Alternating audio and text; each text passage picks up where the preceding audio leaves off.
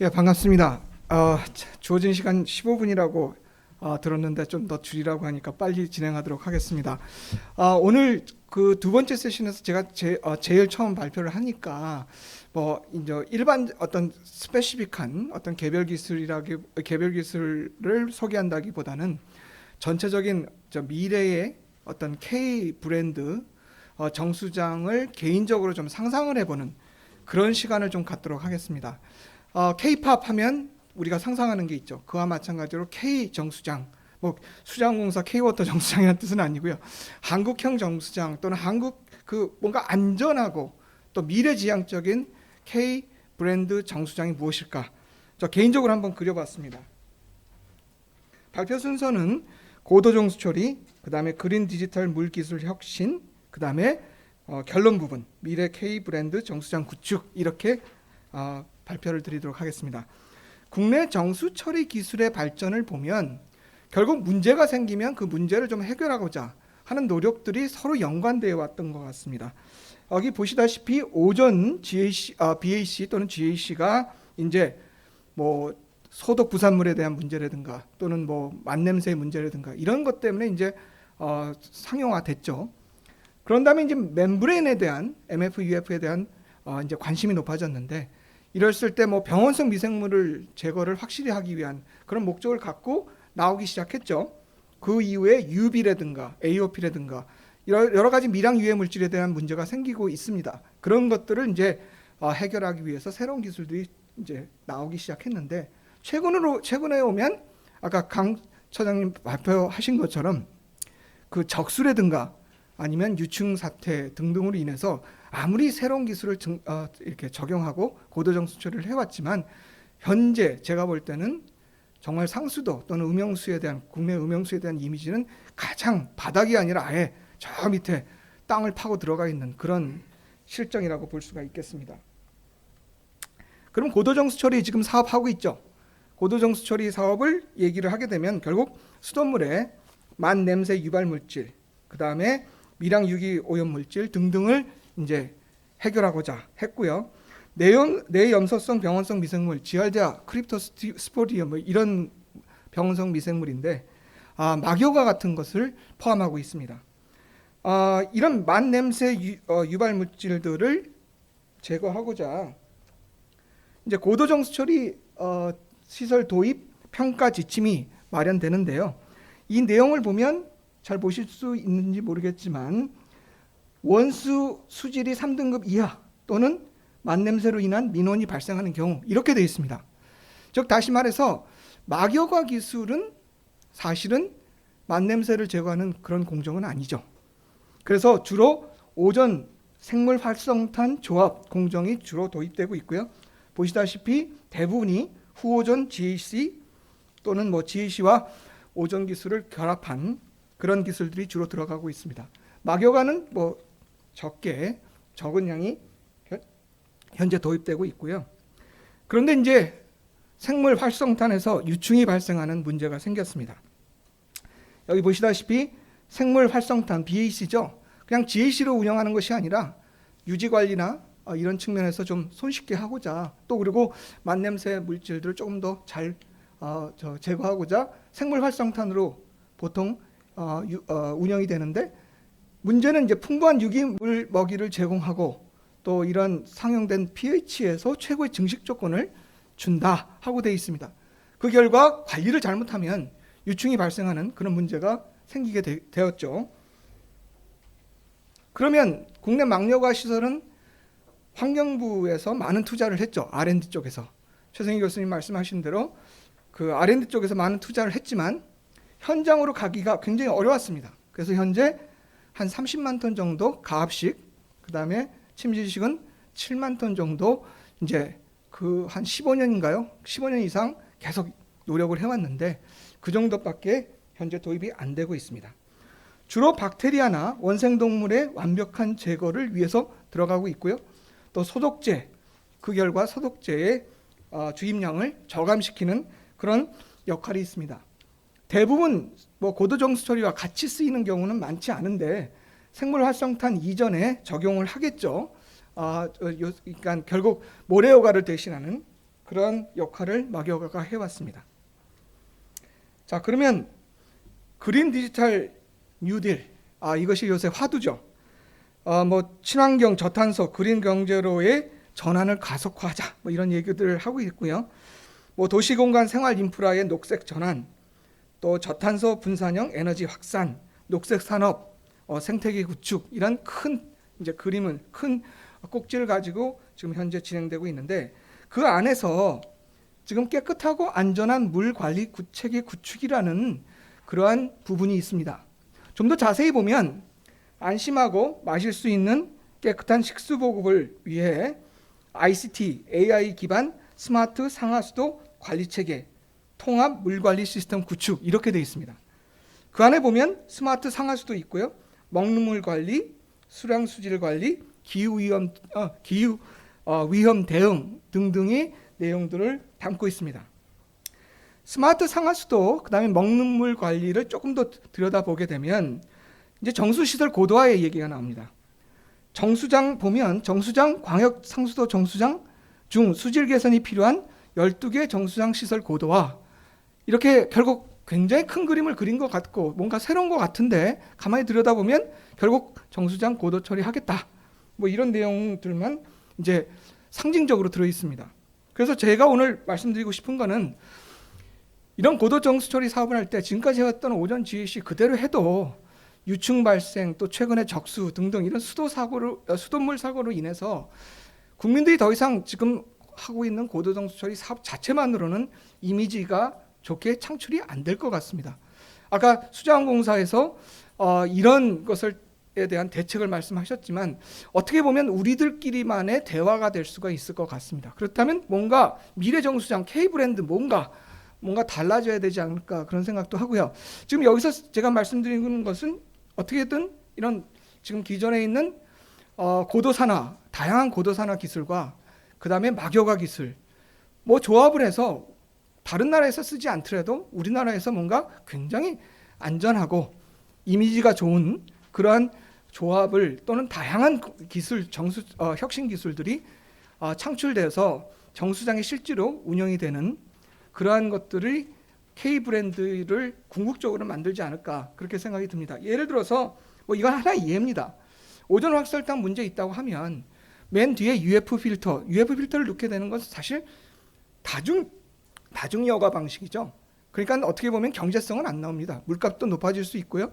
하지만 뭐 초순수 공정에 보면 그 많은 공정을 넣었지만 맨 마지막에 그 세이프티 필터라고 UF 공정을 넣습니다. 그와 같은 개념으로 국민들에게 안전하고 안전한 물을 공급하기 위해서, 또는 이미지를 창출하기 위해서 이런 세이프티 필터를 놓으면 어떨까 하는 생각도 한번 해봤고요. 그리고 막여가 공정 뭐 이런 장점이 있습니다. 즉 다시 말해서 다양한 막여가 공정 조합으로 고도 정수 처리 효율을 증대시킨다든가, 또 이제 앞으로 중요하죠. 운영의 자동화, 원격 제어를 통해 공급의 안정성을 강화시킨다든가, 특히 음료수 생산과 같은 밀폐형 정수시설 설계, 운영에 적합한 이런 기술들을 많이 갖고 와서 새로운 이미지를 구축했으면 좋겠습니다. 예를 들어서 고플럭스 UF를 만약에 뒤에다 놓게 되면 미생물의 완벽한 제어뿐만 아니라 미세 플라스틱 같은 것들도 사실 뭐 앞단에서 다 제거를 할 수 있어서, 아까 관망 관리를 할 때 관망의 이물질들을 많이 줄여주는 그런 역할까지 할 수 있지 않을까, 그런 생각을 하고 있고요. 그리고 또 초고도 처리란 어떤 새로운 그런 용어도 나올 수 있다고 생각을 하는데, 뭐 최근에 이렇게 미량 유해 물질에 대한 처리 또는 미량 유해 물질에 대한 연구가 활발하게 되어 있고, 이건 리뷰 논문입니다. 즉 다시 말해서 그냥 개별 논문이 아니라 그쪽 분야를 정리한 리뷰 논문 자체가 이렇게 뭐 수십 편씩 쏟아져 나오고 있는데, 한 예를 들어서 이렇게 데이터를 정리한 걸 19년도에 보면 이런 미량 유해 물질들 RO나 NF로 제거가 잘 되고 있다. 오전 GAC보다는 더 좋다. 이런 말들이 나오고 있습니다. 그래서 어떤 면에서는 RO나 NF 비싸죠. 하지만 다중여과 방식의 개념으로 초고도 처리, 미래에서 발생할 수 있는 미량 유해 물질을 제어할 수 있는 그런 기술로서 적용할 수 있지 않을까, 그런 생각도 해봤습니다. 그리고 저는 사실은 해수 담수화를 주로 개인적으로는 연구를 하고 있습니다. 해수 담수화에 대한 기획이 최근에 이루어졌고요, 환경부에서. 그래서 넥스트 해담 해수 담수화가 무엇일까 하는 것을 같이 고민했었는데요. 여기도 화두가 똑같습니다. 스마트 친환경 담수화 기술 개발이고요. 국내의 물 공급이 취약한 지역을 취약 지역에 적용해서 물 문제를, 특히 미래의 물 문제를 해결하는 그런 방향으로 기획이 되었습니다. 그 결과 이제 저에너지와 저탄소화가 돼야 될 것 같고요. 또 신재생 에너지를 활용하고 연계하는, 또 그리고 친환경 가치 창출을 하는 담수화 기술들을 지속적으로 개발을 해서 단순히 뭐 음용수만, 식수만 개발하는 것이 아니라 공업용수, 농업용수 등등 이제 미래 가뭄이 심화됐을 때를 대비하는 그런 노력이 필요하다고 생각을 합니다. 그리고 여기가 또 한 예로 들어서요. 예를 들어서 하구원, 뭐 강의 하구라든가 이런, 또는 분산형으로 해안가 같은데 정수장을 만약에 정수장을 줬다면 평소에 물이 있을 경우에는 그냥 정수장으로서 시설을 운영하다가 정말 가뭄이 이제 지역적 시간적으로 왔을 때 해수를 활용하는데, 그 해수 활용할 때 일반 정수장의 시설을 해수 담수하는 전처리 기술로 활용하는 그런 내용도 담을 수 있지 않을까 생각합니다. 사실은 이것을 저희 연구실에서 그냥 개념만 만들어서 특허도 냈지만 이게 2019년 수자원공사가 개최한 그 가뭄 포럼에서 수자원공사 사장상을 수상을 했었습니다. 그러면 이러한 멤브레인 기술들을 좀 더 고도화하고 또 이런 고도정수 처리 기술들을 조합했을 때 결국 스마트 워터 그리드, 지금 많이 연구를 하고 있죠. 이러한 스마트 워터 그리드의 기술들이 접목이 돼야 됩니다. 상수도 서비스 정보는 시간이 지나면서 가치가 하락하죠. 이미 사고가 났으면 끝입니다. 사고가 나자마자 뭐 선제 대응을 할 수 있는 그런 시스템을 갖춰야 되는데요. 그래서 실시간 모니터링이 매우 중요하죠. 센서 기술 중요합니다. 이따가 발표를 하시겠지만, 그다음에 사물 인터넷을 통한 빅데이터 구축, 실시간 의사 결정, 이런 것들이 스마트 워터 그리드에 다 들어가서 이제 활용이 돼야 되겠죠.